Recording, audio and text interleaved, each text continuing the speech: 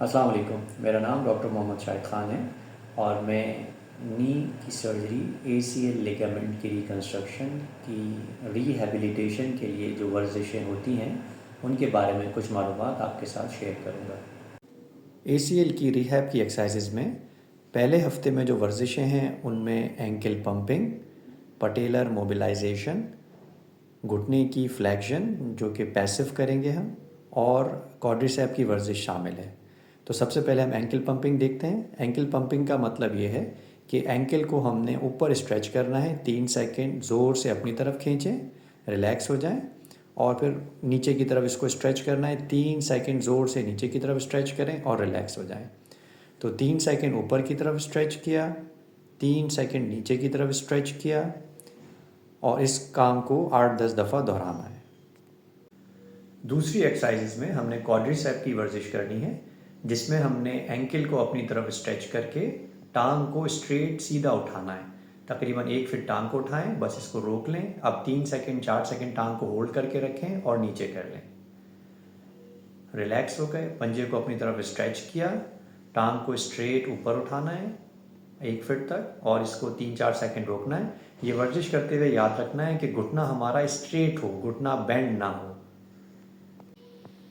तो पंजे को स्ट्रेच किया, टांग को ऊपर उठाया, टांग को ऊपर उठाया, 3 सेकंड रोका और आराम से इसको नीचे रख लिया, और इस स्टेप को 8 से 10 दफ़ा दोहराना है।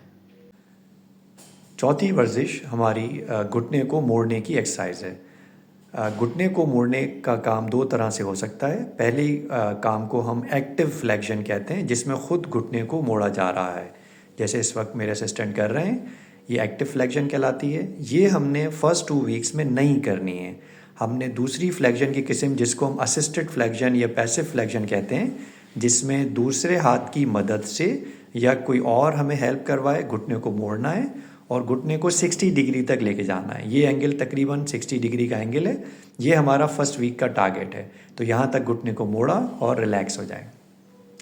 तो पैसिव फ्लेक्शन करनी है, जिसका मतलब ये है कि ख़ुद से टांग को नहीं मोड़ना, बल्कि अपने हाथ की मदद लेनी है। उसकी मदद से घुटने को ऊपर की तरफ उठाएंगे और टांग हमारी तकरीबन 60 डिग्री तक आनी चाहिए फर्स्ट वीक में।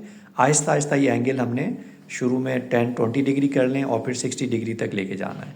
तो ये 60 डिग्री करके फिर इसको हम रिलैक्स कर लें। ये हमारा फर्स्ट वीक का टारगेट पैसिव फ्लेक्शन। क्वाड्रिसेप की वर्जिश यानी जो टांग उठाने वाली वर्जिश है, उसमें अगर आपको दुश्वारी हो तो उसका एक मुतबादिल ये है कि हम किसी दुपट्टे या किसी चादर की हेल्प ले सकते हैं। स्टेप्स वही होंगे कि पहले एंकल को ऊपर की तरफ स्ट्रेच करना है, अपनी तरफ खींचना है, और अब दुपट्टे या चादर की मदद से टांग को ऊपर उठाएं। रूल्स वही हैं कि घुटना मुड़ा हुआ ना हो, घुटना स्ट्रेट रहना चाहिए। 3-4 सेकंड टांग को होल्ड करें और रिलैक्स हो जाएं। तो स्ट्रैप का या चादर की हेल्प की मदद से पहले एंकल को ऊपर खींचा, फिर टांग को ऊपर उठाया, 3-4 सेकंड के लिए टांग को होल्ड किया और नीचे रख लें। पटेला एक हमारी बोन है जो घुटने में सामने की तरफ गोल हमें महसूस होती है। पटेलर मोबिलाइजेशन का मतलब ये है कि इस बोन को हमने मुख्तलिफ सिमतों में हिलाना है। तो ये बोन, पहले इस बोन को हम होल्ड कर लें और इसको एक सिमत में 3 सेकंड के लिए स्ट्रेच करें, फिर दूसरी सिमत में 3 सेकंड के लिए ज़ोर लगाएं, स्ट्रेच किया। ये साइडवेज मेरे असिस्टेंट ने स्ट्रेच किया है। अब इसको हम ऊपर और नीचे भी स्ट्रेच कर सकते हैं। ऊपर की तरफ खींचा इसको ज़ोर लगा के, और फाइनली इसको नीचे की तरफ स्ट्रेच करें। तो पटेला बोन जो घुटने के सामने वाली गोल बोन हमें फील होती है, इसको मुख्तलिफ डायरेक्शंस में स्ट्रेच करना है। इसको हम रोटेट गोल गोल भी घुमा सकते हैं, और इस अमल को 7-8 दफ़ा दोहराइए। दूसरे हफ्ते में जो पैसिव फ्लेक्शन है घुटने की, उसको हम 90 डिग्री तक लेके जाएंगे। घुटने को एक्टिवली नहीं मोड़ना है, अपने हाथों की मदद से मोड़ना है या कोई दूसरा बंदा आपको हेल्प करे। ये 90 डिग्री हो गया, बस यहाँ तक हम रुक जाएंगे। ये हमारा सेकंड वीक यानी कि 14 दिन तक का टारगेट है। 90 से आगे हमने नहीं जाना है। कोशिश करके ग्रेजुअली 90 अचीव करना है by the end of second week. तो दूसरे हफ्ते के आखिर तक हमें 90 डिग्री नी की फ्लेक्शन पैसिव करनी है।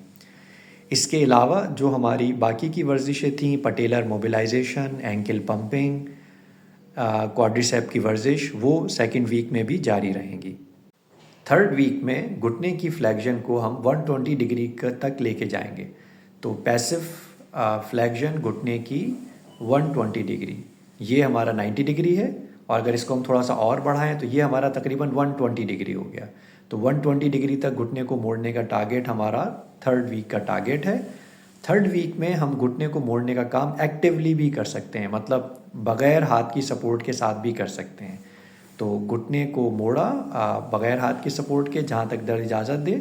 120 डिग्री तक हमारा टारगेट है। 120 डिग्री तक हम एक्टिव भी लेके जा सकते हैं और पैसिव भी लेके जा सकते हैं 3rd वीक में।